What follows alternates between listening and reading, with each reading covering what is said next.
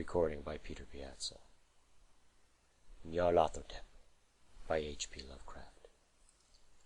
Nyarlathotep, crawling chaos, I am the last. I will tell the audient void. I do not recall distinctly when it began, but it was months ago.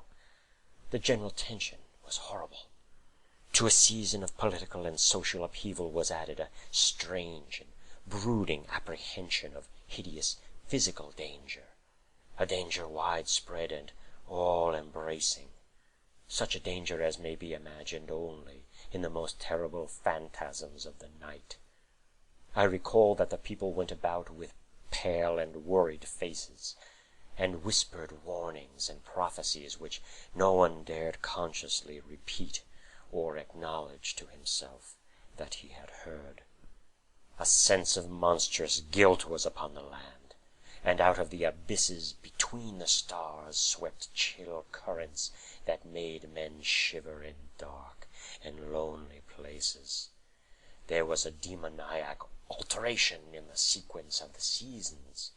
The autumn heat lingered fearsomely, and everyone felt that the world, and perhaps the universe, had passed from the control of known gods or forces to that of gods or forces which were unknown. And it was then that Nyarlathotep came out of Egypt. Who he was, none could tell, but he was of the old native blood and looked like a pharaoh. The fellahin knelt when they saw him, yet could not say why. He said he had risen up out of the blackness of 27 centuries, and that he had heard messages from places not on this planet. Into the lands of civilization came Nyarlathotep, swarthy, slender, and sinister, always buying strange instruments of glass and metal, and combining them into instruments yet stranger. He spoke much of the sciences, of electricity and psychology, and gave exhibitions of power, which sent his spectators away speechless, yet which swelled his fame to exceeding magnitude. Men advised one another to see Nyarlathotep, and shuddered, and where Nyarlathotep went, rest vanished, for the small hours were rent with the screams of nightmare. Never before had the screams of nightmare been such a public problem. Now the wise men almost wished they could forbid sleep in the small hours, that the shrieks of cities might less horribly disturb the pale, pitying moon as it glimmered on green waters, gliding under bridges, and old steeples crumbling against the sickly sky. I remember when Nyarlathotep came to my city, the great, the old, the terrible city of unnumbered crimes. My friend had told me of him and of the impelling fascination and allurement of his revelations, and I burned with eagerness to explore his uttermost mysteries. My friend said they were horrible and impressive beyond my most fevered imaginings, and what was thrown on the screen in a darkened room prophesied things none but Nyarlathotep dared prophesy. And in the sputter of his sparks there was taken from men that which had never been taken before, yet which shewed only in the eyes. And I heard it hinted abroad that those who knew Nyarlathotep looked on sights which others saw not. It was in the hot autumn that I went through the night with the restless crowds to see Nyarlathotep, through the stifling night and up the endless stairs into the choking room, and shadowed on a screen I saw hooded forms amidst ruins, and yellow, evil faces peering from behind fallen monuments, and I saw the world battling against blackness, against the waves of destruction from ultimate space, whirling, churning, struggling around the dimming, cooling sun.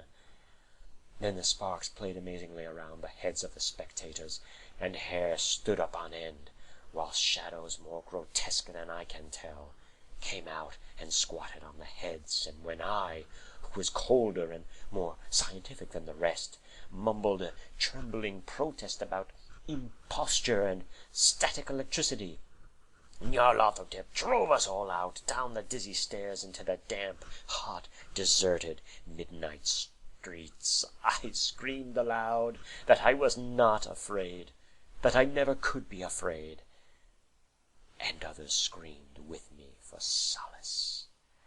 We swore to one another that the city was exactly the same and still alive, and when the electric lights began to fade, we cursed the company over and over again, and laughed at the queer faces we made.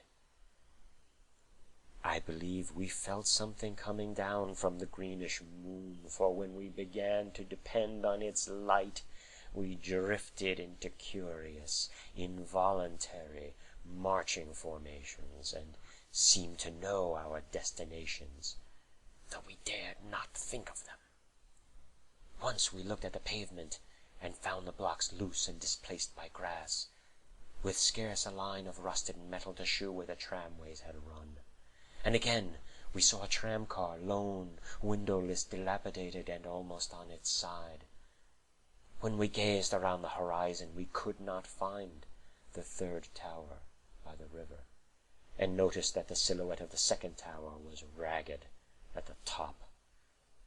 We then split up into narrow columns, each of which seemed drawn in a different direction. One disappeared in a narrow alley to the left, leaving only the echo of a shocking moan.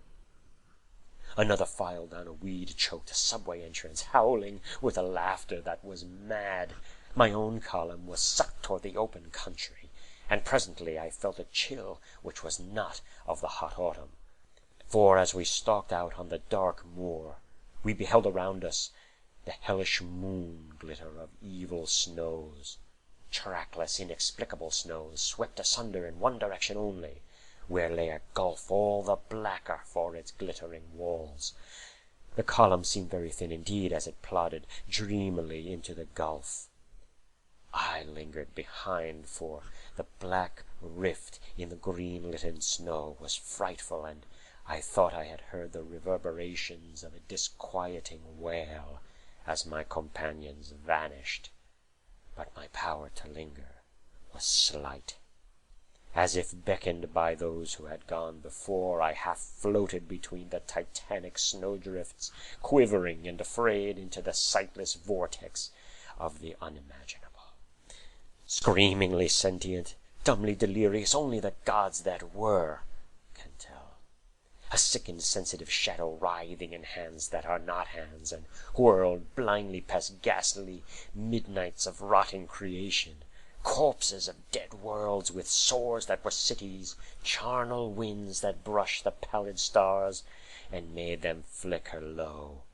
Beyond the worlds, vague ghosts of monstrous things, half-seen columns of unsanctified temples that rest on nameless rocks beneath space, and reach up to dizzy vacua above the spheres of light and darkness.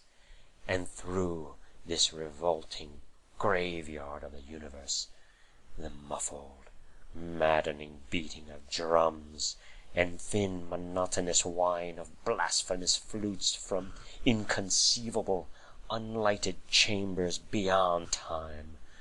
The detestable pounding and piping whereon to dance slowly, awkwardly, and absurdly the gigantic tenebrous ultimate gods, the blind, voiceless, mindless gargoyles whose soul is Nyarlathotep. End of Nyarlathotep.